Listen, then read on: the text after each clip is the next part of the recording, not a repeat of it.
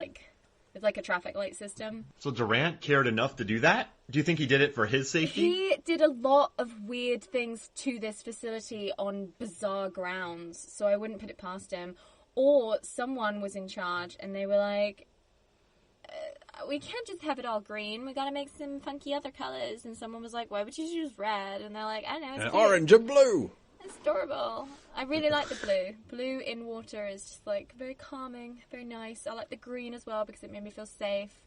Orange and red, not so much. I think I'd really freak out if I woke up unconscious in water. Well, I wouldn't wake up unconscious, but you know what I mean.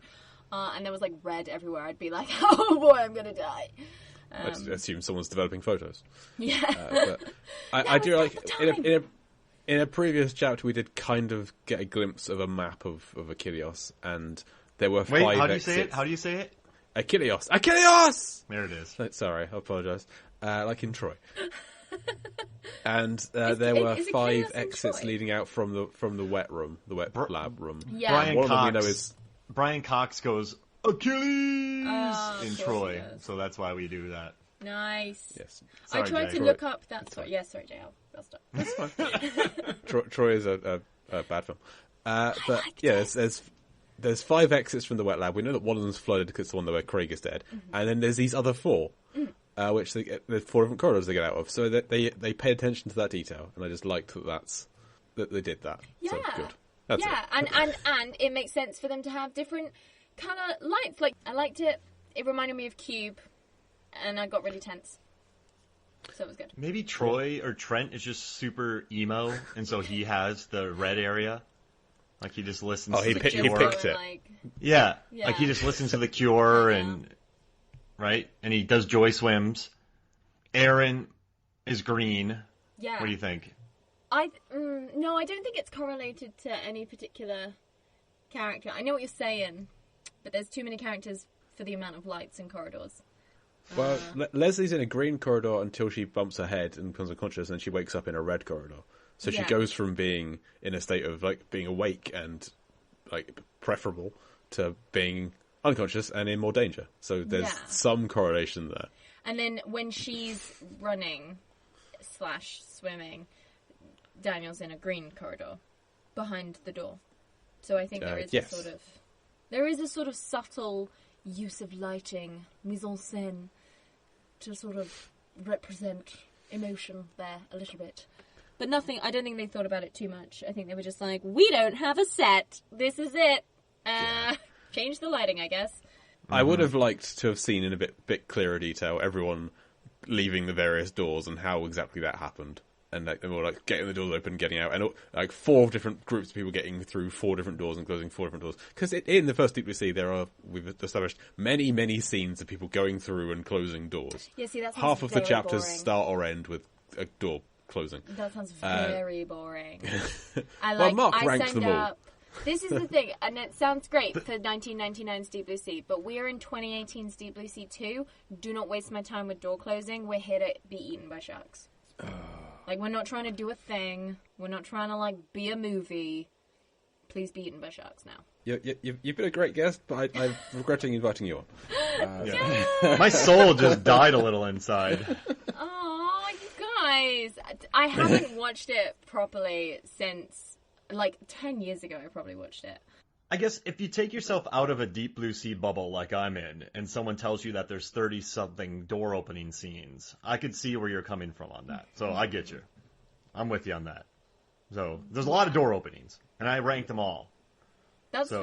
But it's not something we picked up on until we went through it chapter by chapter. So I think you can watch the film normally, like a human, and not notice that there's 33 door scenes. Yeah, there's like one door scene per chapter, essentially. When I was working at the theater in 99, no one walked out going, gee, there were so many door scenes. Like, no one said that. And I asked everybody, like, what'd you think? They're like, oh, we loved it. There wasn't even that one person. I was like, they probably could have closed, like, 5 less doors. I mean, we had DJ on to talk about the scene where Sam Jackson died, and his family left because Sam Jackson was killed in the film. Wow. They left after that scene. They were done with the film. Wow. But no one. But they weren't going out saying like, "Oh, all the doors." It's too much. No, they left because they're. I get it. All right, you made your point. I just, we're here in 2021. I have a history of very bad shark movies. Deep Blue Sea was never on that list because it was trying to be a good shark movie. Deep Blue Sea 2 hit that brilliant sweet spot of, like, efficiency, non-stupid horror, like, easy watching, and, like, sharks. And I was a big fan, and I can't see the appeal now going back to something that was made in 1999 because I think I would be blindsided by awful dialogue, sexist behavior. Like, we can talk about how low her zip is on that wetsuit, but she does not once take all of her clothes off, whereas I believe in 1999 that does happen. Am I correct? It does, but there is a scene in Deep Blue Sea 2 where that happens. After she saves Aaron from the pool, we then spend, I think, I timed it, like 33 seconds watching her get changed. I don't remember. And she's in her underwear. So that happens here. Thank you very much. Emily, if you had to put together the perfect bad shark movie with God. characters from this and other shark movies, what would you do? I want to get your input here. Oh my gosh. Well, I've already given you my original take on my shark movie that will be coming to cinemas soon. Oh god, if I had to bring them together, I mean, Ghost Shark.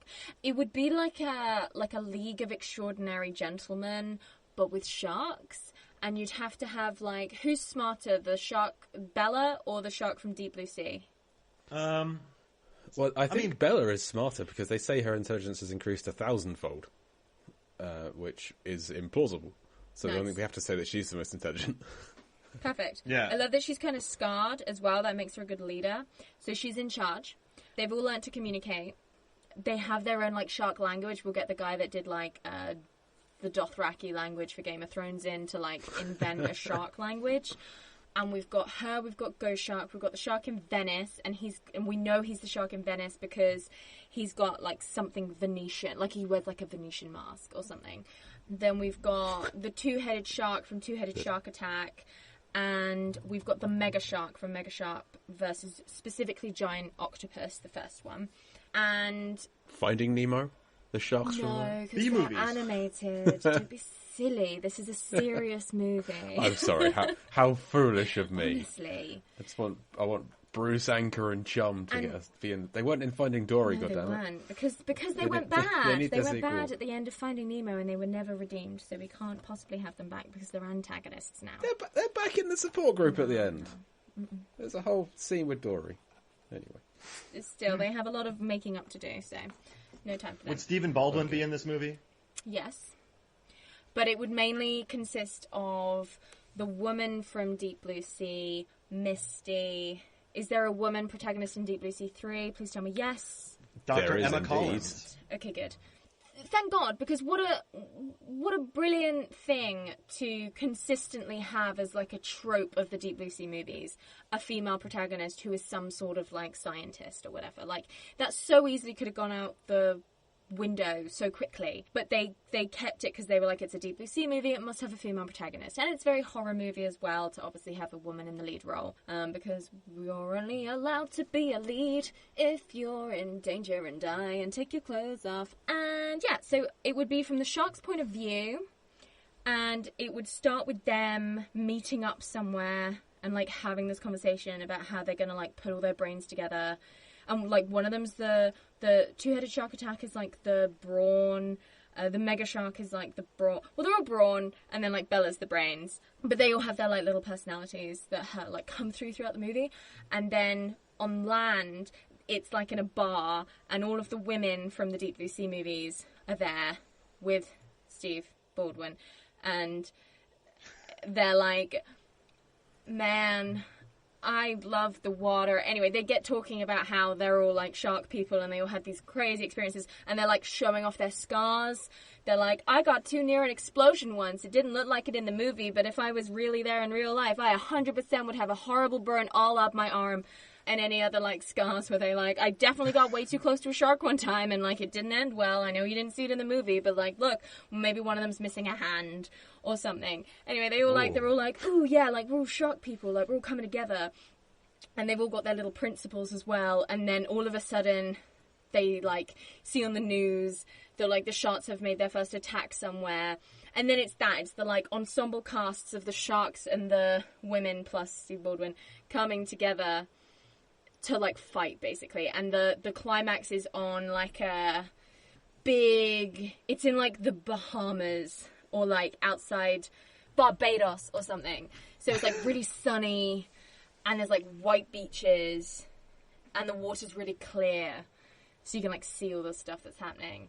And they have like this huge fight. That's Whoa. And Ellen Brody from Jaws 4 The Revenge could show up on a boat and spear one of them. Yeah, and they'll be like, "It's you! We read all about your story." That's the one from Deep Blue Sea 1. And then Misty's like, "Please come and join us. Sharks are good, but I guess they're bad. Also sometimes, like a lot of times." This is the best movie I've ever heard of. Thank you. Yeah. I mean, Susan didn't survive Deep Blue Sea 1. Apart from that, it sounds great. Are you kidding me? She died. She died at the end. She sacrificed herself. And also, she wasn't really the protagonist of the film. She's arguably the villain. Why do you keep being like, this movie's really good, except this happens? And I'm like, ugh! I mean, I was happy she died, if that helps. Is it You're a good storyteller, British? Emily. I like this. I like these stories. I want to see this film. It sounds fantastic, Yeah, and I hope it gets made. So, and you are an actress, of course. So, have you included a role for yourself? Yeah, I'm going to be the voice of one of the sharks. There'll be like a new shark. It'll be like lilac, like a tinged like pinky color to say that it's a girl shark, and it'll have big eyelashes. And I'll do the voice. A bow on its head. And I'll be like, and like she's just there with the oh wait, because Bella's a girl as well, so that's fine. She doesn't need to have as many, because you can have like a tough one and then like a girly one. What's the shark from Deep Blue Sea? Is that a woman? Is it like Jurassic Park? Are they always women so they can breed? Yeah. There's three, so there's 2 women and 2 female and a male in Deep Blue Sea. Cool. Whoa. But the last one, the big one, is a female. We dubbed her Meg. Yeah, they've always got. It's like how Godzilla's spoiler alert for Godzilla, and genuinely didn't even mean to segue into this. Like it just naturally occurred. But like you know how at the end of Godzilla, she's a lady because she's got to be able to have eggs. So there's a sequel. Not that there ever was a sequel, but Got to be able to give birth to those velociraptors. Exactly. And that's what's nice. I need to watch that movie again. Is that good? You don't. Is that 96 or 98 Godzilla fun? Did it hold up? I loved it at the time, but I would say it is not great. Come on, guys. You're sitting here trying to tell me that Deep Blue Sea 1999 is a good movie. 1999 was a fantastic year for movies. Like, I mean, the best movie that ever made came out in 1999. Ravenous? Which is, of course, The Mummy. Oh, obviously. yeah. So good. Have you seen the bumper sticker recently? Or the T-shirts that are coming out about it? Oh, yeah. That bumper sticker is amazing, isn't it? I need it, like, on my forehead at all times. And then there's a shirt with the 2 of them on a camel. And it's like, they're perfect in The Mummy 1999. There needs to be more The Mummy 1999 merch. Like, I'm really disappointed with how little people have gone back to, like, adhere to my generation, you guys' generation of, like, I can't afford a house, so I will buy all of your stupid merchandise for a lot of money.